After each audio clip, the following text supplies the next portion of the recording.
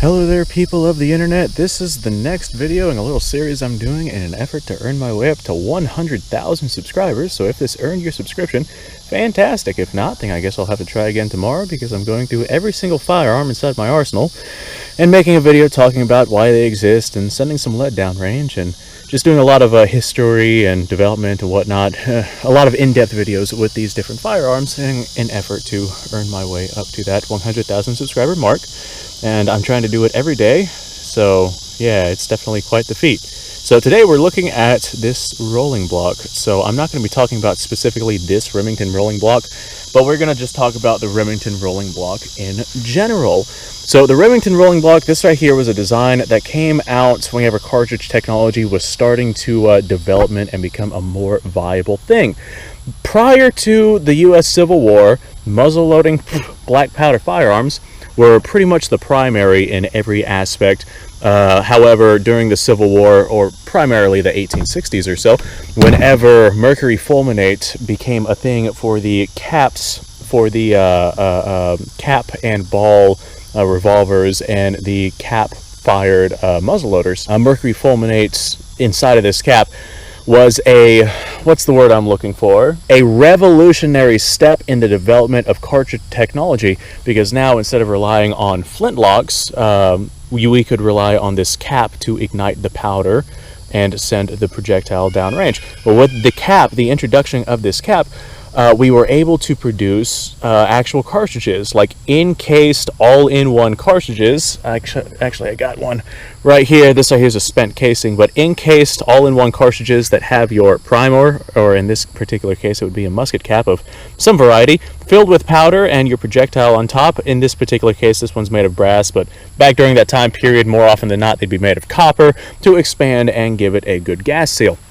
But the introduction of these caps for the muzzle loaders gave way to this newer cartridge technology. Rimfire cartridges use the same principle of that primer, except instead of having a cap inside of a centerfire cartridge, the priming compound was around the rim of the cartridge. But during the Civil War, and especially during the time period after the Civil War, whenever cartridge technology was becoming more and more predominant as just the technology of that time period got better and better, breech loading systems, meaning single shot systems that loaded from the breech of the firearm as opposed to the front of the firearm like a muzzle loader would. With this thing right here, you got to pour your powder down the barrel and then ram your ball home and then cap the thing. If you had one like solid cartridge to be able to load into your firearm, you could load from the rear of the firearm, making it dramatically easier, faster, and more convenient to load that firearm in comparison to a muzzle-loading firearm. So for the Remington rolling block here, this actually started off as a split breech design way back whenever these right here were first being prototyped and developed.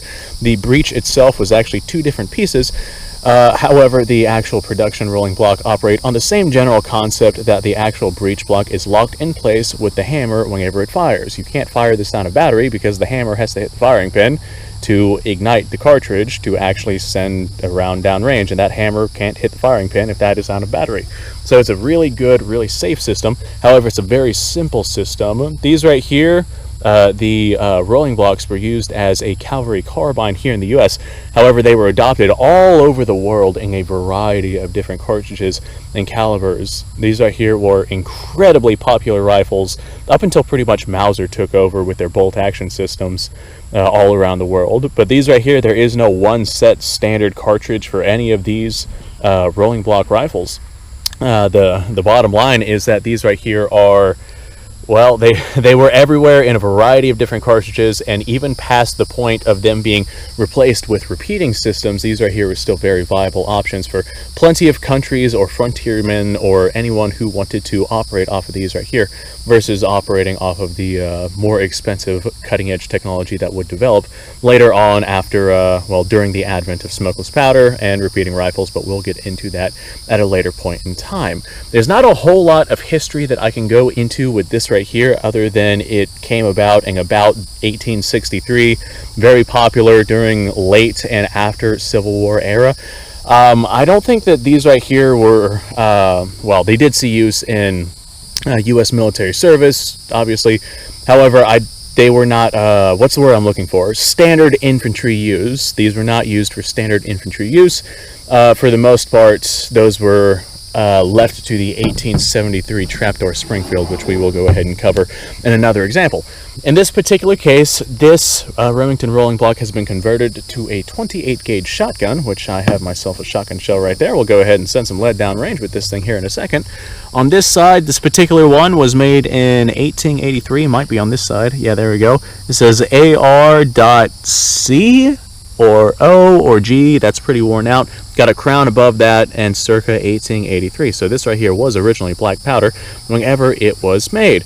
On this side we have CA or CN, CN5 right there on that side of the receiver. Since these were such simple guns to manufacture and very cheap guns to manufacture, it's literally just a barrel and a locking block and a hammer, and you pull your trigger. Very, very, very simple guns.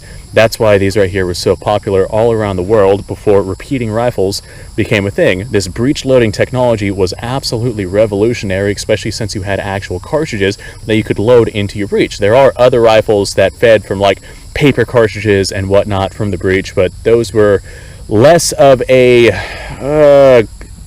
the benefits of having an actual cartridge which contains all of your mechanisms for firing dramatically outweighs something like, I don't know, the Sharps rifle, for example, which you can load from the breech. It is a breech loading rifle, and you do load those from paper cartridges, but that still, what am I trying to say here? That is still a more primitive design. That's what I'm trying to say. A more primitive design that cuts the back of the paper cartridge off, exposing the black powder and the ball in front of the black powder, and then you have to cap the thing with a percussion cap. Essentially, it is a muzzle loader without having to muzzle load in comparison to something like the Remington rolling block, which has one particular whole cartridge that you just drop into a chamber. You can achieve a very fast rate of fire with something like this. In this case, this 28 gauge shotgun shell, but in many cases it would be something more along the lines of, you know, insert your choice of rifle cartridge here, because these right here were rifles. This particular one is a smooth bore because it has been, like I said, converted into a shotgun. So up until the adoption of repeating rifles, breech loaders like this right here in the 1873 trapdoor Springfield were the primary here in the US, but single shot breech loaders like this were pretty much the primary all over the world. I know the British, they had their Martini Henry, and the French had their Gras and Chassepot rifles, and those are topics for other videos. So what we're going to do, I'm going to go ahead and send a round down range with this thing, because I haven't shot it in a minute, and I did say that I was going to go ahead and shoot the guns that I'm checking out in these videos. So hopefully you guys learned something about our little rolling block right here. Let's go ahead and prop up the camera and send a round down range, and we'll talk about how this thing functions. All right, so the concept of the rolling block is incredibly simple. It is literally just a single shot rifle, and our hammer comes back just like this. And whenever the hammer is back and no longer sitting inside of this recess on the back of our breech block here, the breech block just opens right up. After that, we can go ahead and insert our cartridge into this thing. We would insert it just like this, and then we would close our breech and it would be ready to fire. However, before I do that, I want to go ahead and make a claim. One thing I really don't like about this system, like really don't like about it, is if you had something like this in the jungles of Florida and you were moving around and tracking game or fighting or doing whatever it is that you're doing here in Florida, or it doesn't necessarily have to be in Florida, just in jungles in general, you're going to be moving past brush and sticks and whatnot. And if something catches this thing and pulls your breech open, guess what? Now you don't have your immediate shot. Now you got yourself some trouble. Or if you got like a partially open breech or something like that, get dirt, funk, debris, whatnot inside of that thing. There's just, it's not ideal. For the time period, by all means, this right here was dramatically superior to something like a muzzleloader. But by today's standards, I mean, yeah, there is this little safety notch to where you stop things from hitting the firing pin and you can't open your breech and whatnot. So whenever you cock that back to be able to fire, that would be something.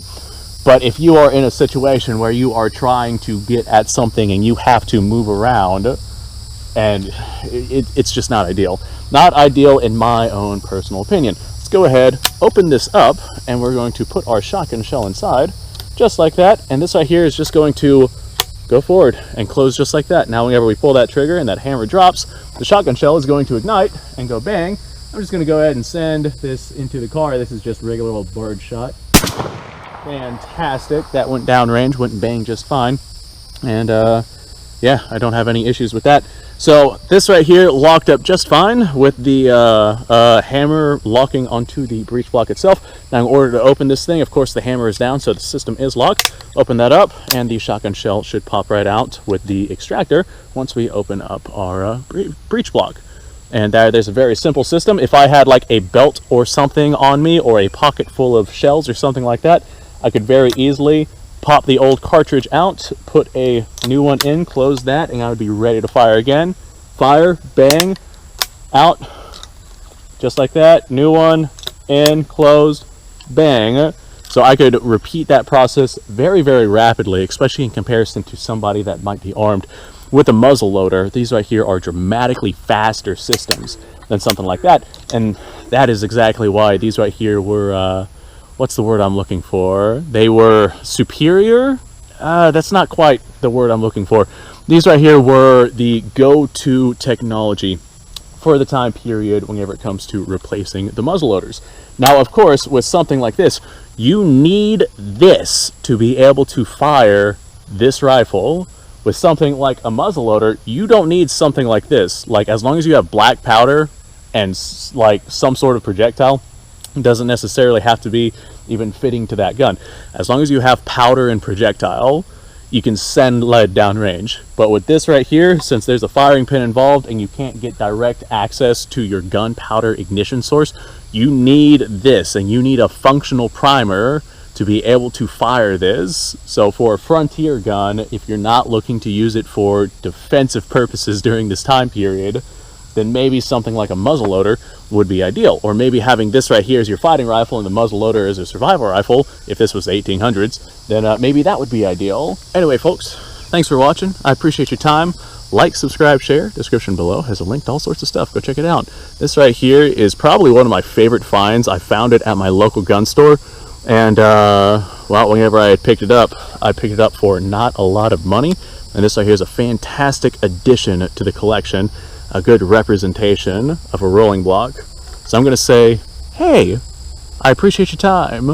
I think I already did the outro, so you guys go off, have yourself a fantastic day. I don't think I have anything else that I can say about the Remington rolling block without going into, like, literal specific rifles and firearms, but these right here were just used in a variety of countries, like all around the world. Remington did very, very well with themselves with these rifles.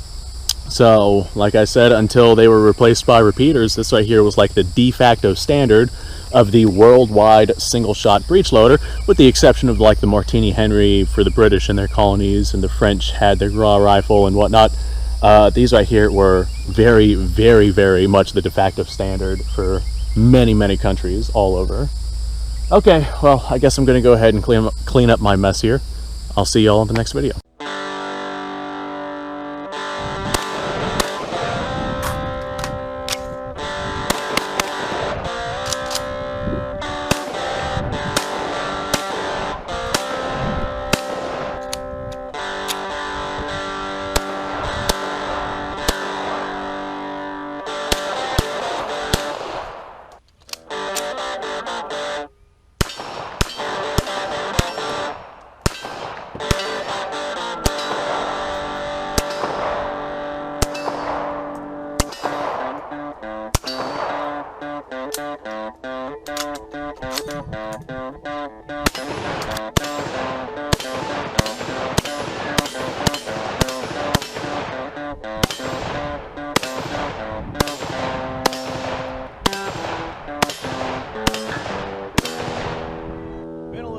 Since I've done this.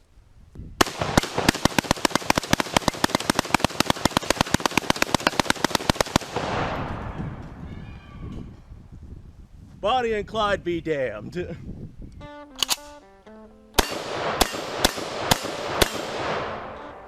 Poor man's Garrett.